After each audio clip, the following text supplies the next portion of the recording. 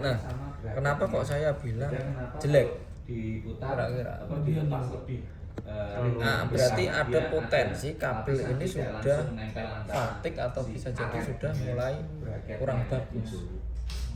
Karena ketika kabel itu sudah resistannya naik, berarti dia ada potensi kabel itu sudah mulai hampir putus kah atau seperti itu. Jadi kalau resistan tinggi, dia kabelnya mulai melemah, kekuatannya mulai jelek. Tapi kalau terlalu kecil ini nggak bagus juga. Misalnya kok jadi 2 ohm itu nggak bagus, karena lilitan yang harusnya dia ngelilit panjang sehingga resistannya bisa nyampe 6,5, kalau dia kecil khawatirnya dia ngesot. Ini kan ada, misalnya ada 30 gulungan, tiba-tiba gulungan yang nomor ke-3 sama ke-40 ngesot, berarti kan seakan-akan gulungannya jadi pendek. Karena di masing-masing gulungan ini dia ada lapisannya, jadi nggak terhubung ini, ya, nggak jabri ya. Nah, jadi dia nggak terhubung. Jadi ini memang dia lilitan ini antar satu ini nggak terhubung, gitu. Seperti itu. Terus kita lanjut lagi untuk lilitan pengukuran sudah kopi ya, atau ada yang ditanyakan? Aman Pak. Nah, kita lanjut. Tadi ini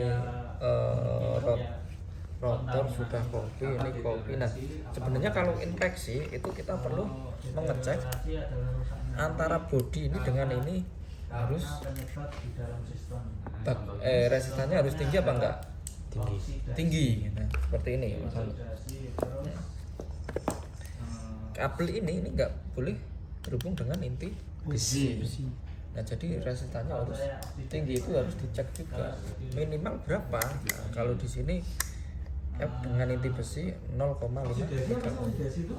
Tapi kalau di shop manual Komatsu, nah, dia dikatakan bagus itu minimal itu 1 mega ohm.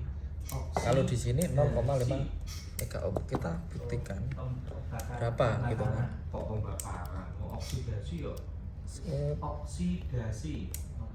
Nah, itu 326 mega ohm, artinya bagus sekali ya. Dia nggak terhubung. Ini ya sebenarnya ketika tadi ada hambatan ke sini ya sama aja, ini harusnya besar juga. 29 mega ohm, berarti antara ini dengan ini nggak terhubung karena hambatannya sangat besar. Jadi tak ulangin lagi, tadi minimal berapa hambatan yang nggak terhubung? Mengalami pembakaran. Berapa? 0,5 mega ohm. Tapi kalau shop manual itu 1 mega ohm, itu bisa dicek ya. Nah, ini untuk coil ya, coil fill coil. Nah, untuk statornya harusnya kita ukur juga. Berarti antar sumber listrik ini nggak boleh terhubung dengan inti besi. Karena kalau ini terhubung dengan ini, berarti yang nggak boleh juga ngesot bisa, gitu kan. Cara ngukurnya gimana ya? Tinggal ini diukur dengan ini. Harusnya ini di coba dulu. Kalau olinya asam, coba kita cek apakah ini terhubung. apanya yang naik? Kok encer? Ini berarti apakah dia terhubung dulu ke R-nya dulu. Kita cek ini menggunakan dioda dulu, apakah tembus apa enggak timahnya. Nah, timahnya tembus berarti aman, berarti ini artinya ya kabel ini tembus ke sini. Nah, kita ukur. Nah, ini kita ukur ke bodinya. Nah, nggak terhubung OL, berarti dia bagus sekali nih. Itu 35 mega ohm ya.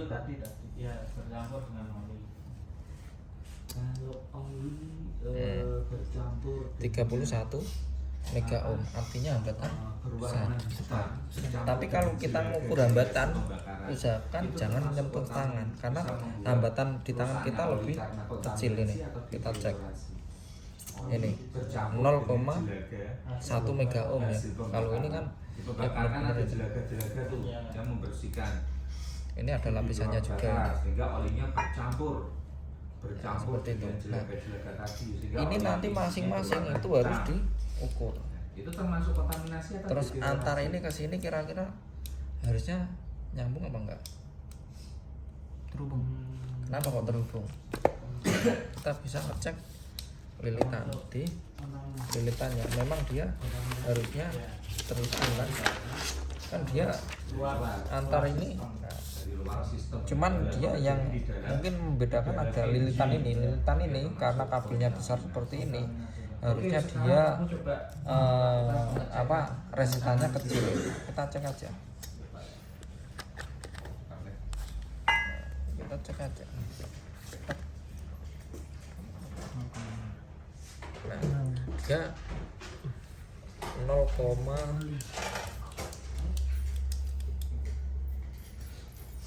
kelihatan angkanya juga ya. Oh, siap. Kita agak ke sini dulu. Nah,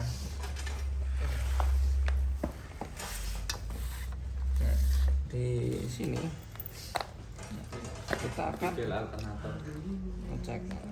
Tuannya standarnya berapa? Cek. Nah, itu terhubung ya. Nah, kenapa dia terhubung itu malah ya bagus. Iya, kalau nggak terhubung malah nggak bagus. Ini kan lilitannya hanya sedikit aja. Berarti kan ini hanya lilitan sedikit. Kalau dia kok banyak itu malah. Nah, untuk standarnya nggak tahu di situ ada apa enggak. Harusnya dia di bawah 1 ohm karena kabel sebesar ini lilitannya segini aja, dia nggak terlalu jauh ya. Itu berapa temunya? Nah, itu kan 0,2 kan. Nah, karena memang kabel sebesar ini lilitannya ya segini saja. Nah, ini untuk alternator yang 90 ampere. Ada yang ditanyakan belum lanjut ke 75. Nanti 75 kurang lebih sama kok. Untuk juga nanti yang kalau teman-teman masih penasaran tadi di sini berapa resistornya? 101 ya. Nah, itu bisa dicek juga di sini 101. Harusnya nyentuh tangan nggak boleh, tapi kan hambatannya dia nggak terlalu besar. Nah, ini 100 kan. 100,2. Kecuali ketika kita ngukur ini dengan body, nah itu nggak boleh tangan kita kena. Tapi kalau ini karena hambatannya kecil nggak apa-apa. Kan hambatan di tubuh saya lebih besar daripada ini. Selisihnya kan banyak mega ohm, jadi nggak ngefek. Seakan-akan kayak di paralel gitu. Dia akan ambil di sini. Tapi lebih bagusnya ya jangan nyentuh tangan. Cuman susah kalau satu orang. Sama aja itu.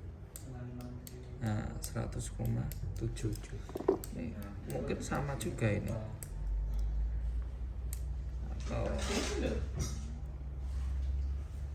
Nah, ini nggak ada. Kenapa kira-kira kalau nggak ada 0L berarti artinya apa? 0L itu. Nah, sekarang kamu buktikan dengan 6 kilo. Kan harusnya ada hambatan. Berarti kan 0L apa? Rusak, putus. Nah, ini yang sering saya jumpai. Jadi sebenarnya alternator itu mungkin kalau kita bisa dikatakan ya rusaknya ya kebanyakan ini, diganti ini aja sembuh. Tapi nggak menutup kemungkinan ada yang bocor ketika kita nemuin misalnya di B sama R kok ada 24 volt, berarti kemungkinan bocor di rectifier. Tapi kalau B dengan ini kok dia nggak ada hambatan, nah ini nggak ada hambatan ini. 6 kilo atau 50 lah. Atau coba kita colok. Kalau ini kayaknya memang benar-benar putus ini. Nah ini. Ini kan 33 mega ohm. Berarti ini benar-benar putus. Berarti bisa jadi kerusakan ini. Ini ganti ini bisa jadi ready. Nah, resistornya rusak ini. Nah, terus ada komponen lagi ini. Apa namanya? Kapasitor atau kondenser biasanya. Itu letaknya di mana? Nah, kita cek di sini. Agak ke sini di. Nah, letaknya di mana? Ini. Kondensernya ini yang mana? Berarti yang ini lambang kapasitor. Di sini ada kapasitor juga. Cuman nanti ini terpasangnya itu antara B dengan ground. Berarti kan ini kapasitornya. Nah, B dengan ground. Nah, B-nya yang mana? Kita harus mensimulasikan dengan massa. Berarti nanti ini akan ditempelkan di mana? Di sini. Nah, nanti satunya itu akan ditempelkan dengan di groundnya. Ngadepnya ke sini, Nah, sorry, berarti di bagian sini. Ini masih ada bekasnya ya. Berarti di sini nanti satunya ini berarti dia akan dimonting ke sini juga. Dia akan dimonting di sini, tapi nanti dia akan dihubungkan mana montingnya tadi. Yang montingnya ada isolasinya ini, udah dilepas. Nah, ini kayak. Selanjutnya. Nah, tapi di mountingnya itu yang aslinya dia ada isolator.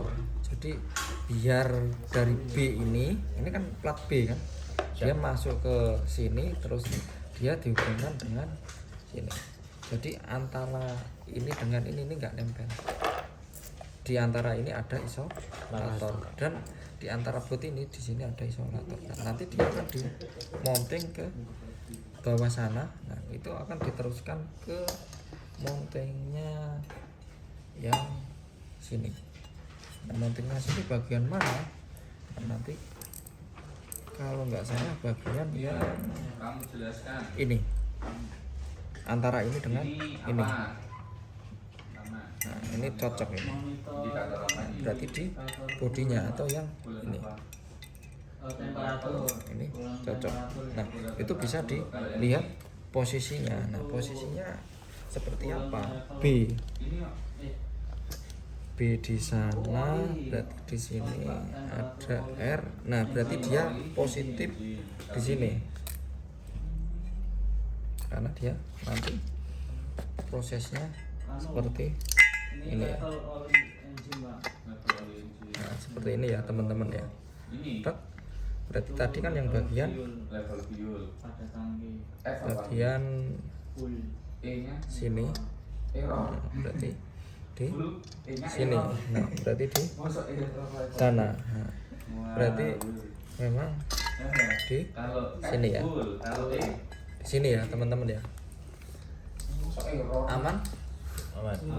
Ini disimak kan? Oke. Nanti gantian teman-teman kan yang bikin video kan, ini tak jelaskan. Mungkin bisa tak upload di YouTube, bisa, tapi penjelasannya bisa diimprovisasi sendiri ya. Dengan kata-kata teman-teman sendiri. Ini tak contohkan gitu aja. Ini kapasitor. Nah, cara ngukur kapasitor gimana? Berarti kalau di sini lambang kapasitor mana? Sini. Kapasitor. Nah, satuannya adalah mikrofarad. Ini positif, ini negatif. Nah, kita cek. Nah, itu 1 mikrofarad. Di sini tertulis 250 volt DC 1 mikrofarad. Kalau dibalik bisa enggak? Coba kita. Bisa juga. Cuman ada bagusnya kita ngeceknya yang positif ini, yang ground ini. tapi bolak-balik bisa. Oke, ini kapasitor. Nah, untuk yang 90 ampere sudah saya jelaskan ya. Apa ya kira-kira yang belum. Nah, untuk komponen yang di sini ini kan masih ada komponen transistor 1, transistor 2, resistor. Nah, ini dia tempatnya di dalam sini. Jadi kotak ini adalah kotak regulator. Nah, untuk yang ini ada rectifier yang rectifier, dioda rectifier yang mana yang ini. Terus kemudian ada rotor coil atau fill coil yang mana yang ini. Terus kemudian ada lilitan yang mana atau ini disebut apa? Stator coil. Ini. Terus untuk rotor SI-nya ini rotor SI itu yang bikin apa kira-kira fungsinya nanti?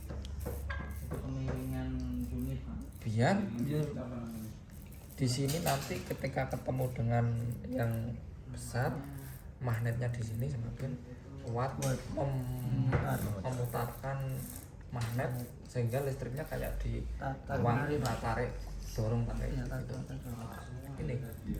Ini apa? Jumlahnya ini sudah harusnya disesuaikan dengan ini. Ini engine nih. Gitu. Engine apa? Engine coolant temperatur. Kalau gambarnya gear berarti Nah, power habis itu plant atau torque kita converter. 16. Torque converter oil Matikan.